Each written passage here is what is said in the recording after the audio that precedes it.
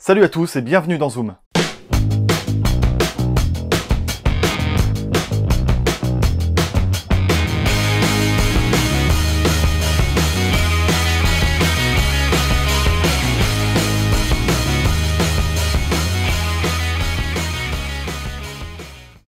Aujourd'hui, nous allons parler du film Miss Peregrine et les enfants particuliers.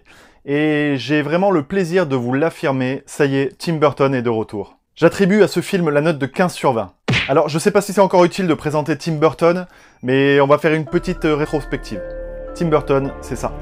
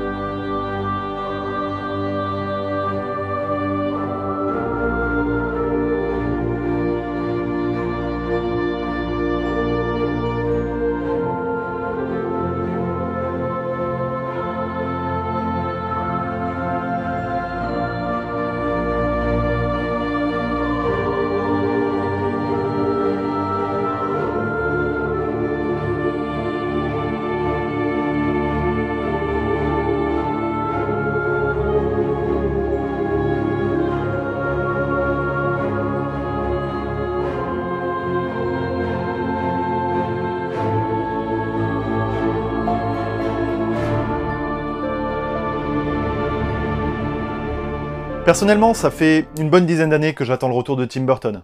Pour moi, depuis Charlie et la chocolaterie, tous ces films qui se sont succédés ont réellement un manque de saveur. Ils sont clairement beaucoup plus fades que les précédents, et surtout on sent que Tim Burton a du mal à se renouveler et à nous créer ces sensations, cette fascination que l'on pouvait avoir pour ses œuvres, ses premières œuvres qui étaient pour la plupart des chefs-d'œuvre. Dans Miss Peregrine et les enfants particuliers, on comprend dès les 5 premières minutes qu'on a affaire à un très bon Burton. C'est simple, le graphisme est vraiment très léché, c'est vraiment très soigné.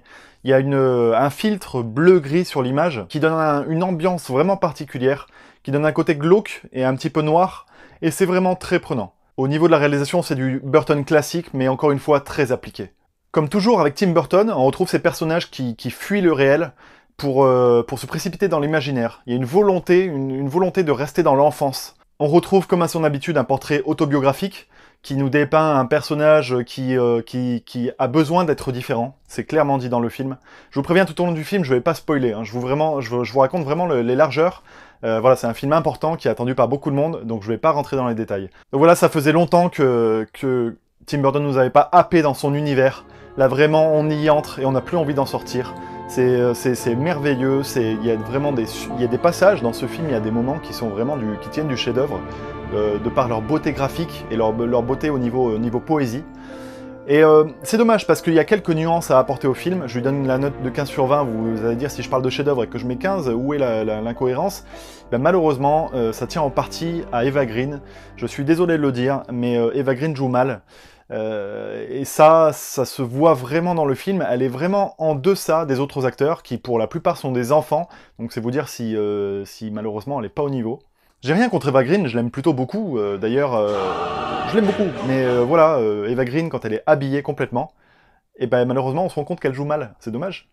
Quand on pense qu'à la base c'est l'ex-femme de Tim Burton qui devait interpréter ce rôle de Miss Peregrine, Helena Bonham Carter, je crois qu'elle s'appelle, c'est vraiment une réelle frustration parce qu'elle aurait été parfaite dans le rôle. Il y a ce côté charismatique qu'elle a, et en mêlant un petit peu de peur, de mystère dans le regard, elle est vraiment très mystérieuse cette femme. Elle joue des rôles très ambigus à chaque fois. Et ça aurait été parfait pour le rôle. Eva Green, elle est simple, elle est basique. Le deuxième point, un petit peu frustrant, c'est qu'il n'y a pas de Danny Elfman à la composition de la musique. Et clairement, dans ce film-là, on ne retiendra pas de musique, de thème qui va nous marquer le film de son empreinte. La musique ici est plutôt jolie, ça accompagne bien l'action, c'est plutôt bien fait, mais voilà, malheureusement, c'est pas assez identifiable. dans tous les Tim Burton, si je vous fais écouter une musique d'un film de Tim Burton, vous allez tout de suite l'approprier à un certain film. Dans ce film-là, malheureusement, c'est pas le cas. Ce film est blindé de références à ses anciens films. On a tout l'univers Burton dans ce film-là. Vraiment, vous allez apercevoir, je vais pas vous dire quand, mais vous allez pouvoir le voir si vous faites attention, il y a Mr. Jack, le personnage, qui est présent dans ce film-là. Il y a des références à Édouard aux Mains d'Argent. On retrouve une pièce dans laquelle a été filmé le film. On retrouve également, comme d'habitude, ces arbres qui sont taillés en forme d'animaux, etc., comme dans ses précédents films. On a, comme d'habitude, la thématique sur l'homme qui crée la vie à partir de quelque chose de mort, à la Frankenstein, qui était également présent dans Édouard aux Mains d'Argent et dans Frankenweenie. Donc vraiment, c'est vraiment, voilà, tous les thèmes, tout l'univers de Tim Burton est réuni dans ce film-là. Il a pu parfois se parodier Tim Burton et en abuser de cette méthode-là dans ce film. À chaque fois, ça note comme des hommages, comme une continuité de son univers, de son propre univers. Voilà, au final, ce que je reproche à Tim Burton, c'est de pas suffisamment avoir choisi entre le film pour enfants et le film pour adultes. Il s'agit là d'un conte, d'une espèce de légende, c'est tiré d'un roman d'ailleurs qui existe, qui est plutôt destiné aux enfants, mais Tim Burton en fait une adaptation assez noire et assez violente. Et à plusieurs moments dans le film, je me suis dit, bah, si c'est destiné aux enfants, ça doit quand même les effrayer. Et malheureusement, il y a parfois où avec l'humour, avec les vannes, etc., on retombe plus au niveau de l'enfance. L'adulte décroche, et je pense que ça fera plus plaisir à l'enfant. Malheureusement, ça jongle un petit peu entre les deux. C'est dommage. En parlant de l'humour est quand même beaucoup plus réussi que dans, par exemple, Alice au Pays des Merveilles. C'est un humour vraiment plus mesuré. Passé ces critiques, on est forcé de constater le talent du gars, et surtout de profiter, mais de moments de beauté, qui sont encore plus mis en valeur par la 3D, qui est franchement pas mal réussi. Et voilà, c'est du pur cinéma, comme on les aime, quoi. Ça nous en met plein les yeux, ça nous fait rêver, il y a des moments poétiques, c'est beau.